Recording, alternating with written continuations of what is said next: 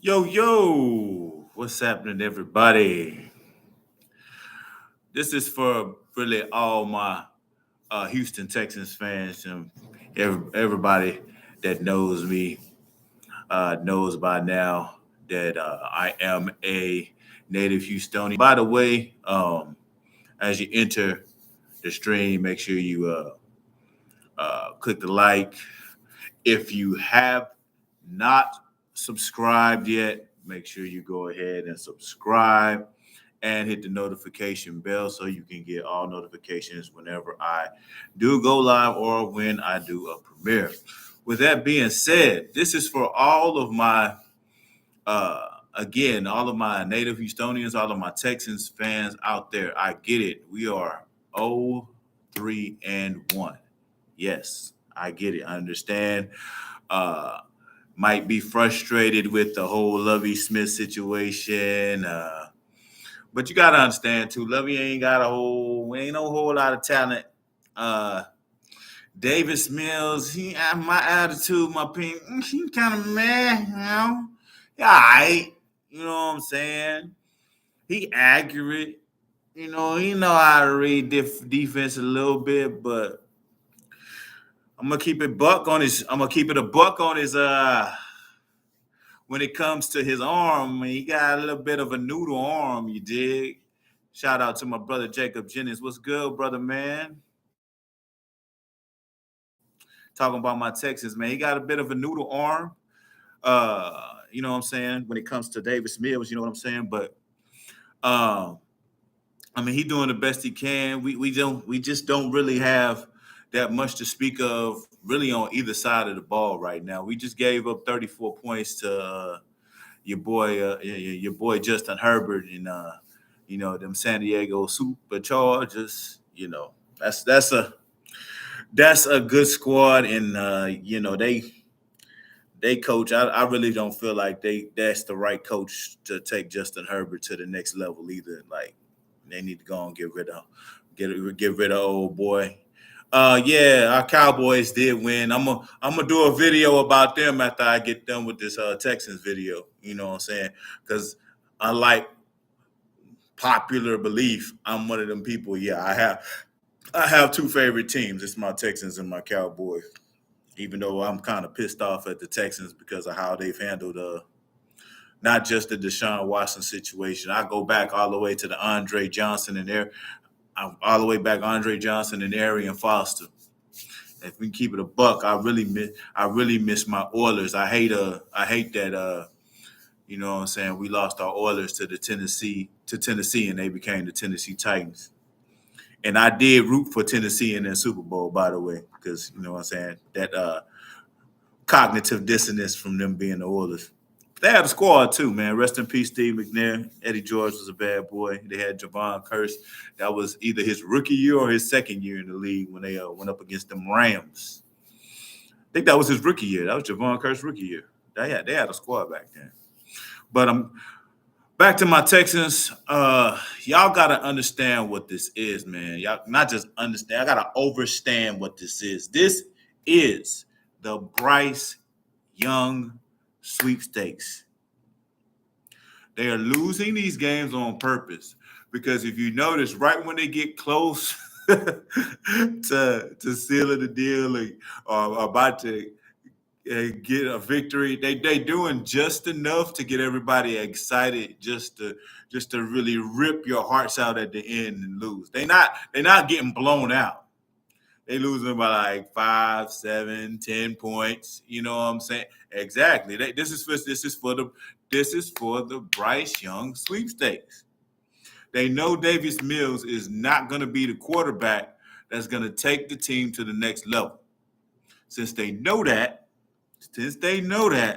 they gotta really push to get Bryce Young. Because if they finish with the worst record in the league, they know they're gonna get the number one draft pick.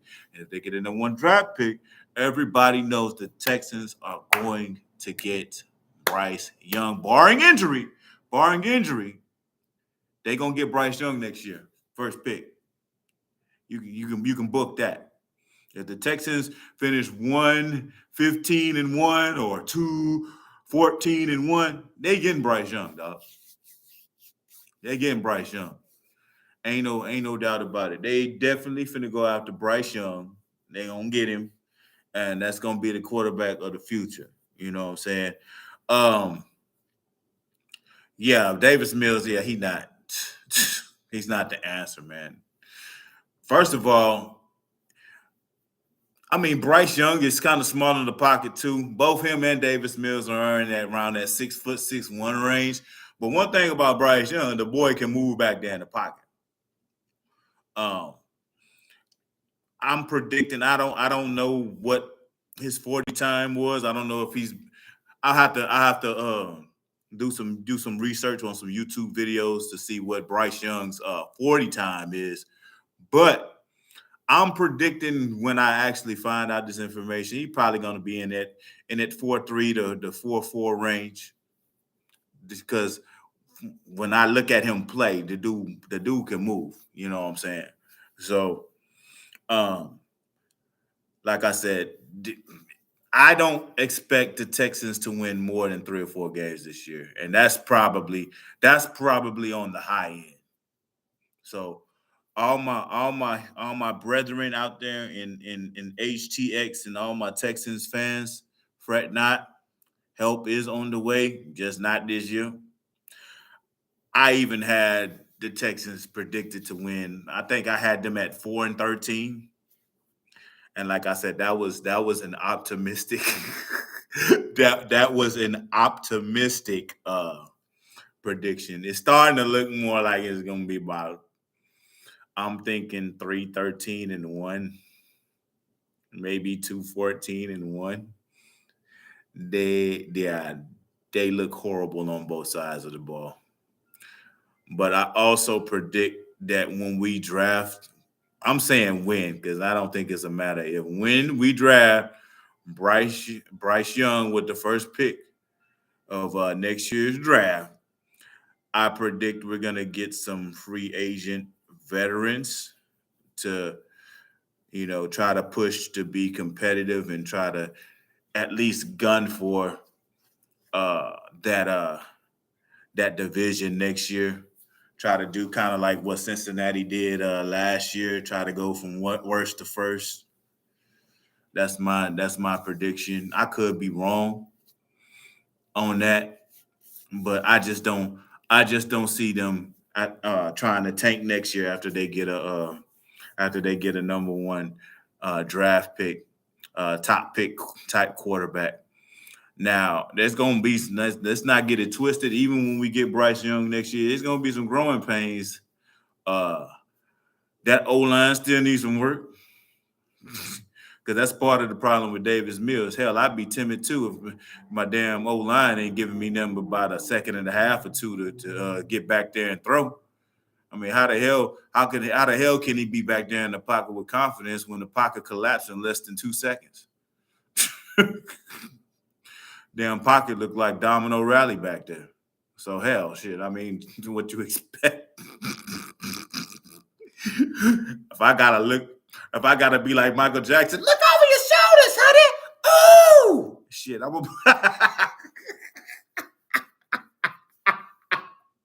if I gotta do that as a quarterback back there in the pocket, man, I'm like, you making me rush my throws, so that's gonna automatically put the chances of me getting intercepted. That's gonna put it at a premium, Jack.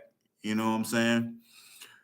I agree with that, Jacob Jennings. Yeah, he'd be a good fit for the offense, but here's the thing, though. He might be a good fit for the offense, but damn, you gotta have that protection. That's my point. You gotta have a protection.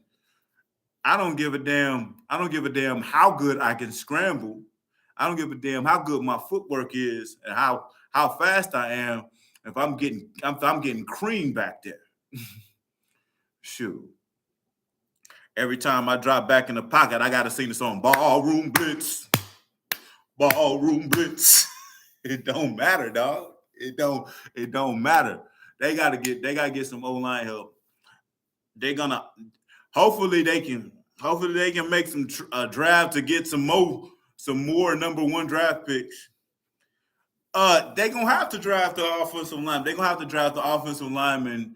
But I would still go for go for Bryce Young because Davis Mills is not the permanent answer for that offense. I mean, you can still get a quality O lineman if you in the second, sometimes maybe even the third round. You know what I'm saying? You can still get some quality O linemen. You know what I'm saying? But like I said, I would, it had to be along with Bryce. It would have to be. It would have to be along with Bryce Young because that current crop of O linemen that ain't gonna get it done. I would not only expect them to get offensive lineman in the draft, but I would also expect them to be looking for some O line help in agency, at least one or two. You know what I'm saying? Try to get a good veteran in there, a type of guy where you could put him at either guard or tackle. You know what I'm saying?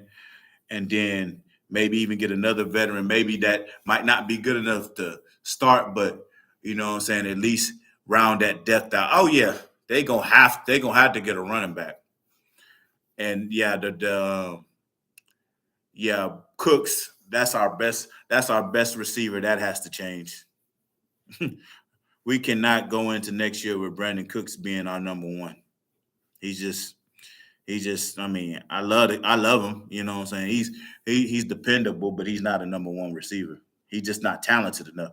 He's not as fast as he used to be. Cook's not as fast as he used to be because Cook's getting a little long in the tooth. I ain't say he bad, but I'm just saying he ain't. Come on, Jacob. We know Cooks ain't no number one. Is he a number one though? Is he a number one wideout? Brandon Cooks. He ain't a number one. He's good. He's good as a 2 or a 3, but for him to have to carry your whole passing attack, that's not a good look, fam. He ain't no DeAndre Hopkins. He ain't a Andre Johnson in his prime type receiver, bro. You know that. You know that. He ain't even a C. I mean, and I'm not knocking CD Lamb because CD Lamb's a hell of a receiver. He's not even a CD Lamb, bro. He's not cut from that cloth. He's not a DeAndre. He's not a Jamar Chase. He's not a Michael Thomas. He ain't none of them, dude. He ain't none of them. You know what I'm saying? Like I said, he ain't a Cooper Cup. He's a good, dependable 2 or 3 in the right offense.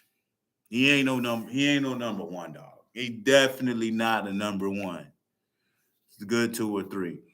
And I'm gonna just keep it a buck with you.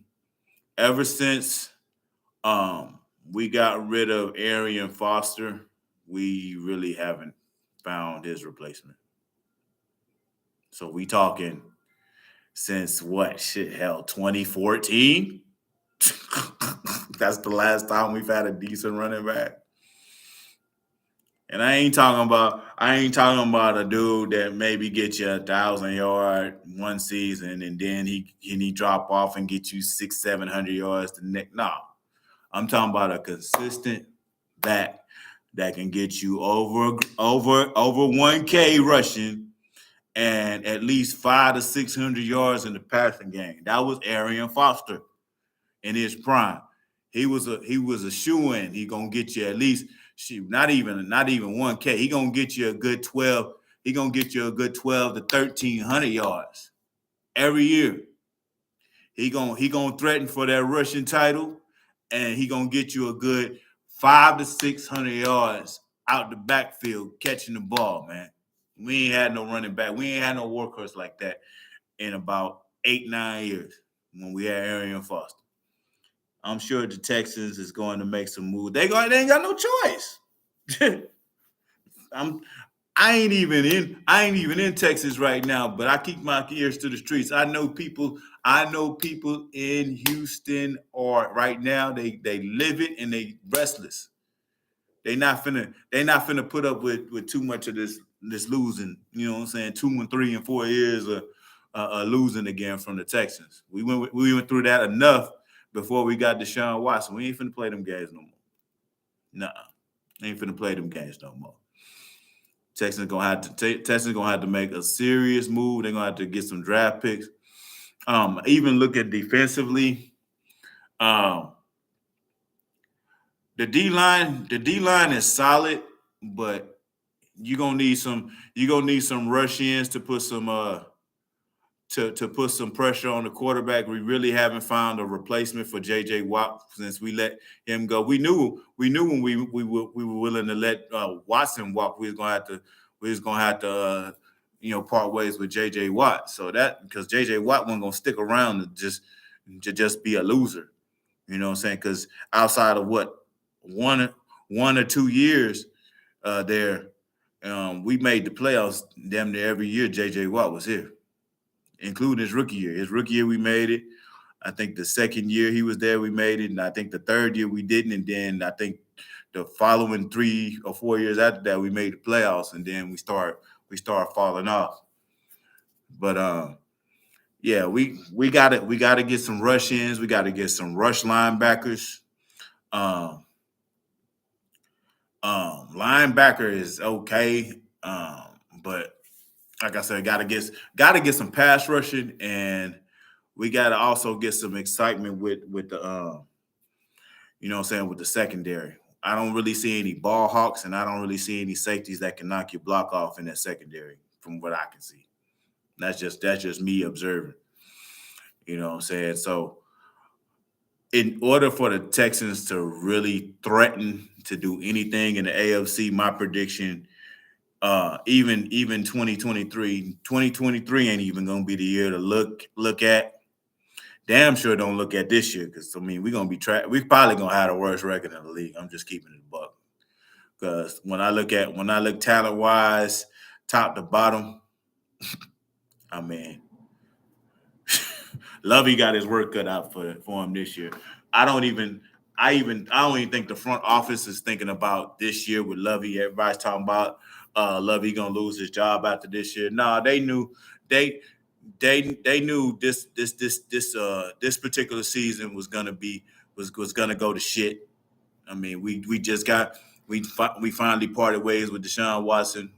The year prior, we got rid of J.J. Watt and DeAndre Hopkins. So I mean, they already knew what it was going to be in 2021 and 2022. They already knew what time it was. They weren't gonna be competitive these 2 years. Next year, with my prediction that Bryce Young is going to be a Houston Texan, and what I think is we're going to see some improvements through the draft with O line. Defensive linemen will probably draft. We'll probably draft a corner or safety, maybe even get some additions through free agency. I'm predicting that we'll probably be like a 5 to 7 win team next year. Um, I'm thinking 2024 and 2025. That's when you should look for the Texans to really try to do something. Um, far as competing for the division and trying to do anything playoff wise. With that being said, I'm going to end this stream. Peace and blessings to everybody that paid attention. Make sure y'all share this across all your social medias. You know what I'm saying? Your Facebook, Twitter, you know what I'm saying? So on and so forth. With that, peace out. I'll see y'all in the next stream, which should be coming up actually in a few minutes because I'm going to talk about them Cowboys. Yes, sir.